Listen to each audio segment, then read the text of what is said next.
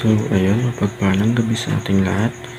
Ako nga pala si Andy Fernando at yung gabi is December 17, 2023.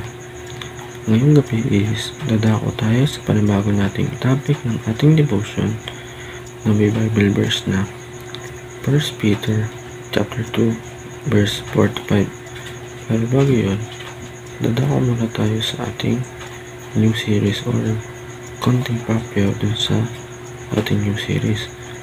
Ang new series natin i-discuss is Growing Deep, Being Rooted in God's Word. Ano nga ba yung growing deep?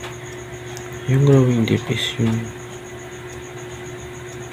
palago na palalim or kumbaga lumalalim yung relasyon natin kay God, like yung pagpabasa natin ng Bible, true na kinikilala natin siya. Mas lumalalim yung relasyon natin or lumalalim yung pagkakilala natin sa Kanya.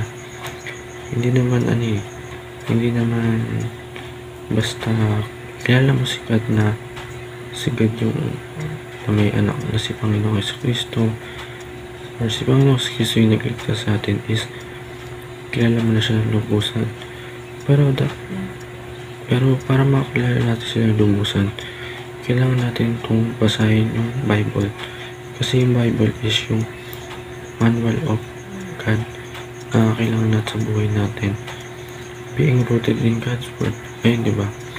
Nagiging lumalalim or naging rooted yung pamumuhay natin or yung pagkakilala natin sa Kanya gamit yung God Word, which is yung Biblia nga, diba? Yung pagpapasa nun. So, ayun, dumako naman tayo sa ating devotion. Ang ating devotion is 1 Peter chapter 2 verse 4 to 5. So, ano nga ba yung nalaman nito? As you come to Him, a living stone rejected by men, but in the sight of God, chosen and precious, you yourself, like living stone, are being built up as a spiritual house to be the holy priesthood, to obtain spiritual sacrifice acceptable to God through Jesus Christ. So, basahin natin sa Tagalog na Una Pedro chapter 2 verse 4 to 5. Lumapit kayo sa Kanya, siya ang batong buhay na itinakpil ng mga tao, ngunit pinili ng Diyos na mamahalaga sa Kanya paningin. Tulad ng mga batong bahay, maging bahagi kayo ng isang templong espiritual. Bilang mga paring itinalaga para sa Diyos, mag-alay kayo sa Diyos ng mga handog ng espiritual at nakalugod-lugod sa Kanya, alang-alang kay Jesucristo. Yan, diba? Kumbaga, ano ba yung stone? Tayo yung living stone na sinasabi na kasi yung ang aral natin yung church is yung mga gusali. Hindi natin alam yung meaning ng church is tayo mga naglilingkod sa Panginoong Jesucristo. Kasi sa katawan natin, sa buhay natin, namumuhay yung esensya niya or tayo yung kumikilala sa Kanya. Kaya, kumbaga, yung spiritual natin, kailangan natin palaguin yun na ihandog ng Diyos yun na kailangan kalugod-lugod na sinasaalang-alang natin lagi para kay Panginoong Jesucristo. So, lumako tayo sa unang karalan. Ang una is, the Bible speak of the three temples. Ano ba yung mga three temples? Una is yung first temple yung tinayo ni Solomon, yung nangawasakin yun ng mga Babylonian. Pangalawa is, tinayo ng mga Israelitang. Ayun ito, mawawasak din naman yun. Pero yung pangatlo or yung final temple is si Panginoong Kristo. Ayun yung temple na hindi mawawasak.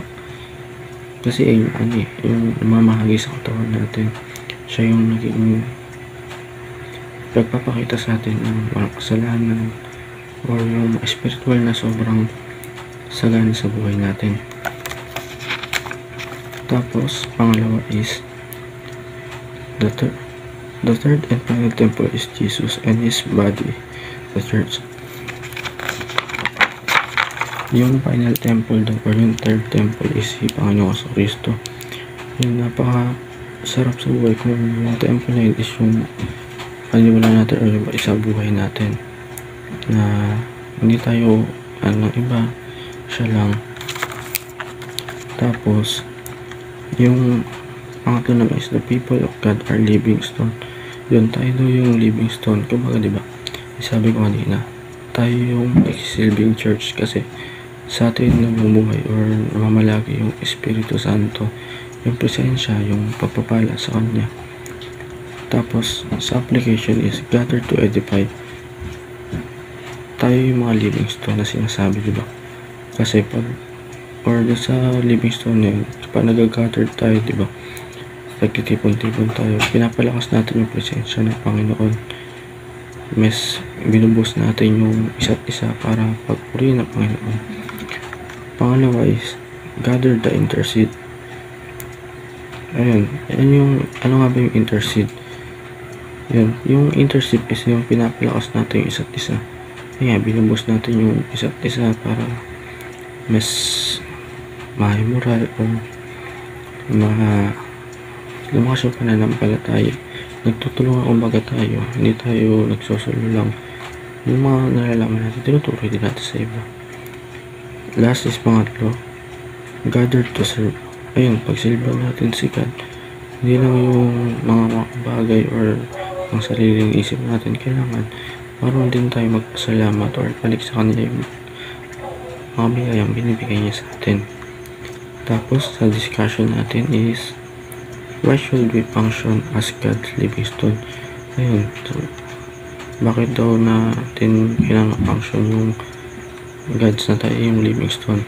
So yun, para sa kasagutan, please comment sa ating comment section para masagot din natin to. Tapos sa prayer naman, meron lang mabasahin sa aking notes. Father, you are the great God. Take us to love you and honor you. We offer ourselves as a living sacrifice, holy and pleasing to you. Lord, make us all part of discipleship group where we can edify, intercede, and serve. We pray that through us many people will be able to come to Jesus, our High Priest and Lord. We ask today for your glory and honor. In Jesus' name, Amen. So, ayun, maraming salamat sa panonood. Natapos ng ating devotion sa araw na ito. Abangan nyo po yung mga devotion na i-upload ko kinabukasan. Daily devotion to na may natutunan kayo sa ating diniscuss kahit papilis. Sana yun na lumami tayo at mas lumalim pa yung relasyon natin kay God. So, ayun lang po. God bless all.